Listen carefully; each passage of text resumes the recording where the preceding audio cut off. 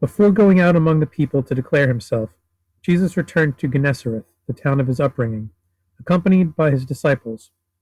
He went first to the place where his mother was staying, and though she treated him warmly because she loved her eldest son, Mary did not fully understand Jesus. She always knew he would grow up to be different and would become a man of God, because when carrying him, she dreamed that a bright flaming star had come down from heaven and entered her womb. His own kinsfolk had once thought him mad and sought to take control of him, but now, his brothers and sisters having grown up, they no longer troubled him. They had said, "He has lost his father and seeks another. For is it not written, I will be his father, and he will be my son?" When younger, Jesus had been overawed by the prospects of the future, and often fearful that he might not fulfill the promise. But he overcame this, and any fears of his inability. It is in this, and his dedication, that his greatness was revealed. Though Jesus tapped the Holy Spirit of God, and in him it was stored up as in a water tank, he still had to overcome the weaknesses of men. For without doing so, his greatness cannot be made manifest. Those who say he was something other than a man detract from his greatness, for then the things which he had to do would have been easier to accomplish. Perhaps they cannot comprehend the heights to which men can rise when inspired by God, the Father of all men. Going into the temple, Jesus stood up to read, as he had often done in holy days. He read out a passage from a scroll of a prophet to the Jews, called Isaiah, in the tongue of his fathers, and having done so, returned it to the scroll keeper and sat down. After others had performed their duties, Jesus had a chance to speak, and with all eyes upon him he did so, and the people were astonished. For he said, "Behold, you are witnessing the fulfillment of the Holy Writ and the accomplishment of God's design. I am chosen to be the tongue of the Father, speaking his words to you, his people. I am a light shining in the midst of darkness, and even as a shepherd separates the sheep from the goats, so do I come to show how the good are to be separated from the wicked." Jesus spoke with knowledgeable authority, bringing a new message which gladdened the hearts of all those who heard him. The people marveled and whispered among themselves, "Where has he gained all this knowledge? How has he become so learned? Is this not the son of Joseph the carpenter, who is now dead, and of Mary?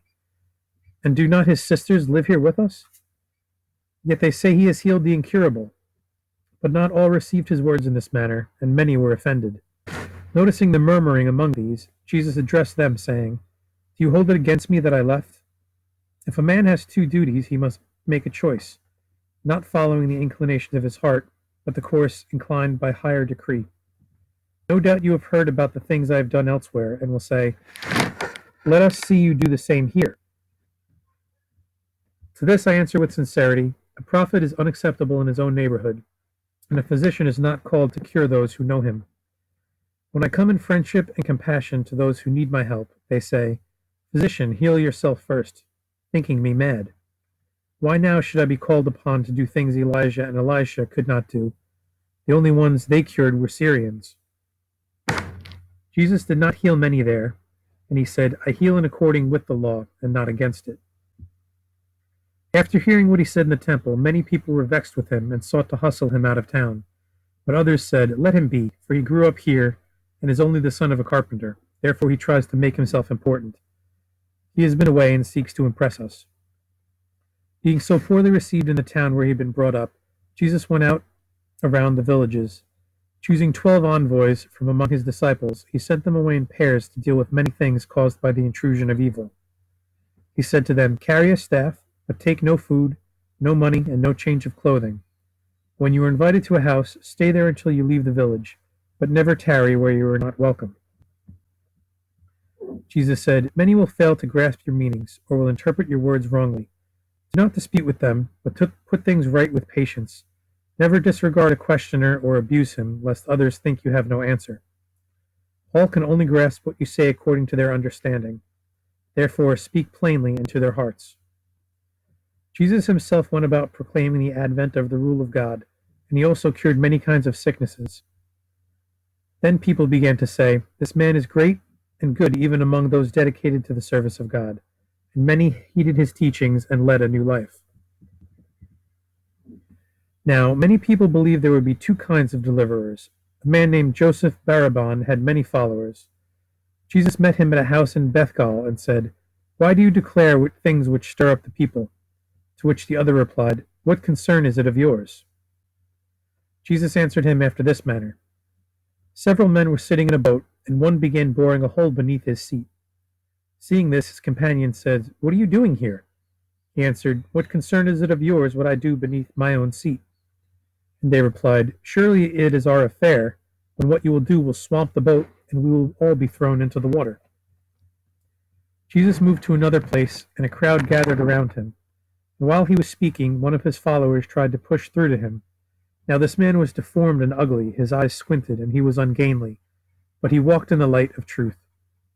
The crowd jostled him, shouting, "Look at the ugly man! Push him back, or he will scare the teacher away."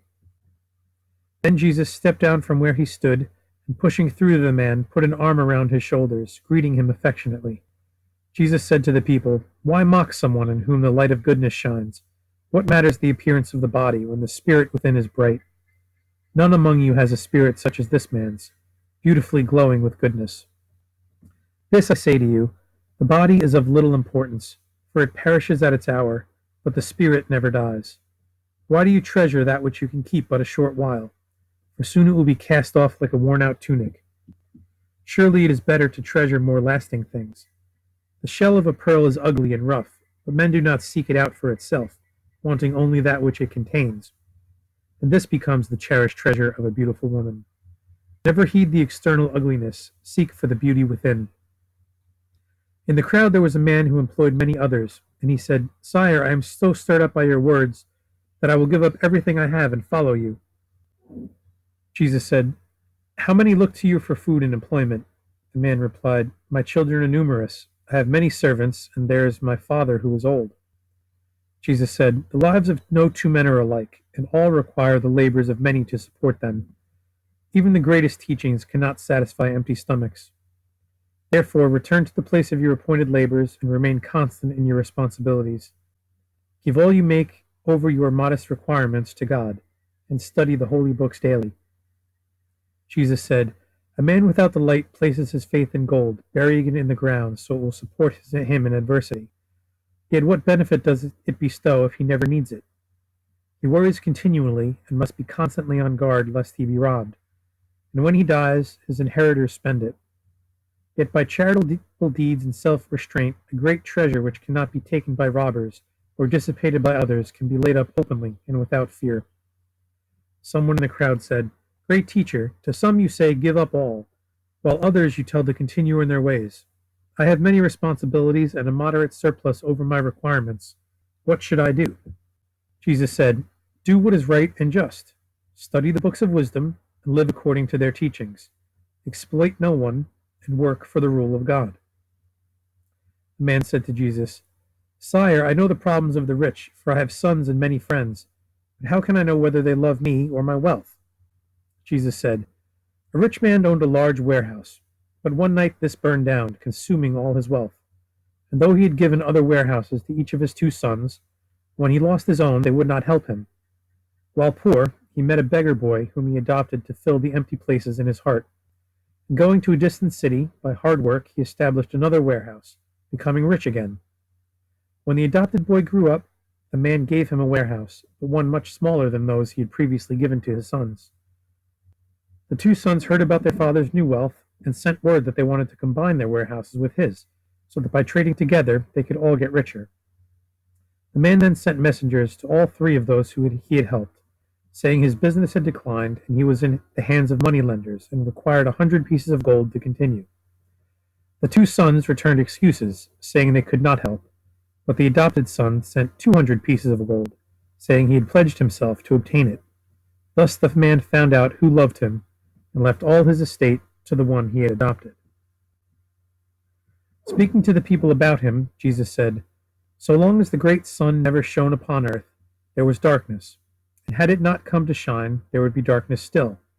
Without the sun, men would not have known day from night, but when it came, both were made distinguishable. These times are a night of ignorance, wherein wrongdoing and bewilderment prevail, but a light has come to dispel the darkness and make right distinguishable from wrong." After these things had been done and said, it was a time of a Jewish festival. Jesus returned to where there was a place of assembly. On the way he passed through the market where the sheep were sold. beside which was a salt pool having a covered entrance to shelter the sick and maimed. A man was lying nearby, and Jesus said to him, "How long have you been here?" The man replied, "I have been here a long time, having no one to put me into the water at the proper times." Jesus took pity on the man, and taking him by the hand, raised him up, saying, "You are cured. Arise, take your bed, and depart." This happened on the Sabbath, and when some pious Jews saw the man carrying a burden, they rebuked him. But he answered, "The healer who came and cured me said I should take up my bed, so where am I in the wrong?"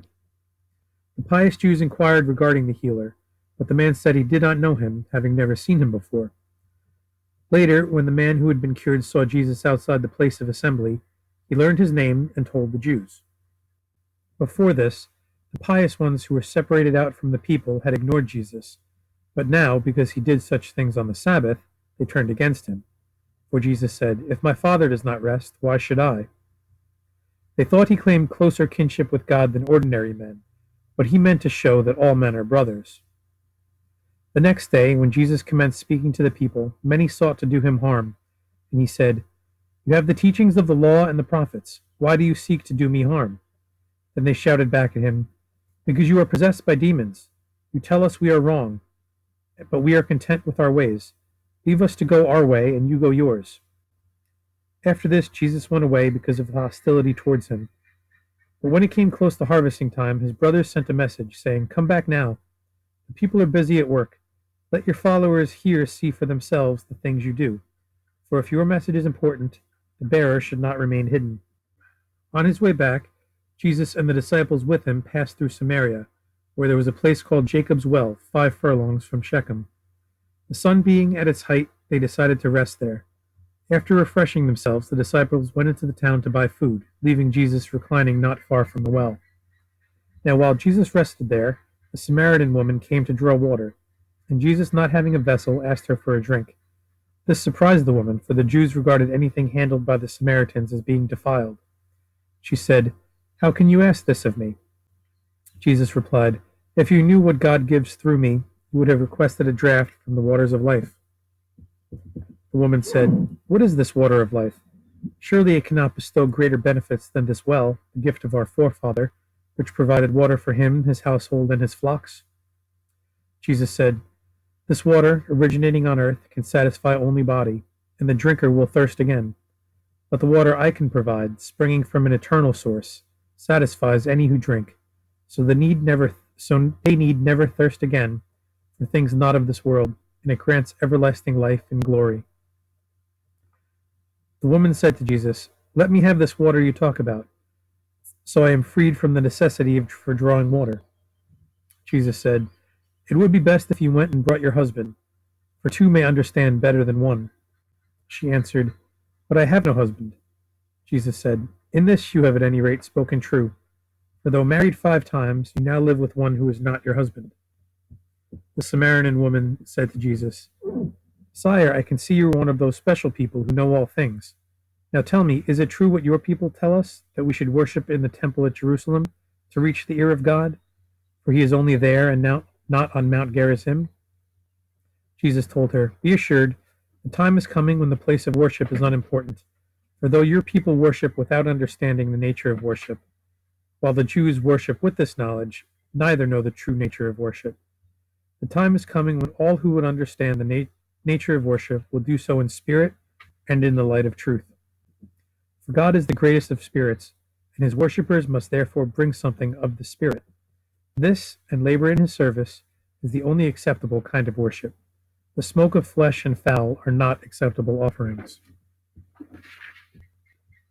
The woman heard without understanding, but one with Jesus stored these things in his heart. The woman said, "Someday an enlightener will come and explain these things to us." Jesus replied, "My words may have come from the enlightener himself." The woman said, "I must go, for you frighten me." Just as she was preparing to go, the disciples returned and were surprised to find Jesus had been talking to a Samaritan woman in this manner, but they said nothing. Leaving her pitcher, the woman hastened away to spread word around that there was a man out at Jacob's Well who could read the past and might be the enlightener, for the Samaritans did not await the deliverer, as did the Jews. When the woman had gone, the disciples showed the things which they had brought to Jesus, but he was disinclined to eat, saying to them, "Doing the will of God sustains me, and the inflowing power of his Spirit quenches my thirst." One of the disciples said, "It is well to eat now, for the harvest is ripening over there, and the harvesters need strength." Jesus said, "The reapers cannot expect their pay until the crop is gathered into the storehouse. Let us wait to measure the fruits of our labor before celebrating. Is it not written, 'Where one man sows, another reaps'? You will be reapers in fields sown by others. Many have toiled in the preparation of the ground, and have sown good seed.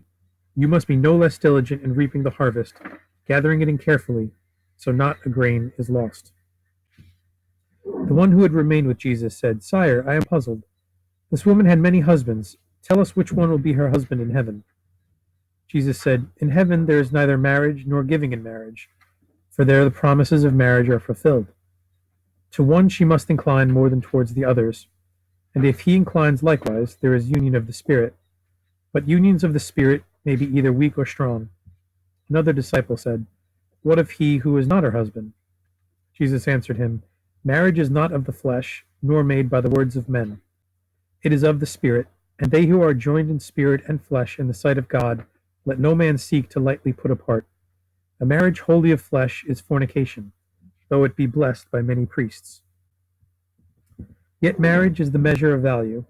A thing possessed by many is of little consequence. The worth of a coin lacking inscription is unestablished, and the possessor carries it without faith, doubting its ability to buy bread. A woman may be reserved for marriage or give herself freely for love. She knows her worth best, but if she gives herself to several, then it is not love, but fornication. A union is blessed before a priest and sanctified in the eyes of the people. But I tell you, unless the bond is forged on the anvil of adversity and wrought under the hammers of stress and struggle, it is a thing of little spiritual substance. Love is not like the thistle seed, blown this way or that according to prevailing winds of desire and inclination. It is not the offspring of flesh, but the son-child of the Spirit. It can be proven and established only under difficulties and tribulations, and it is because of the known frailties of men under trial and test that marriage has been ordained to enshrine it." Now after these things were said, many Samaritans came and heard the words of Jesus, and invited him to stay among them, and he remained 3 days.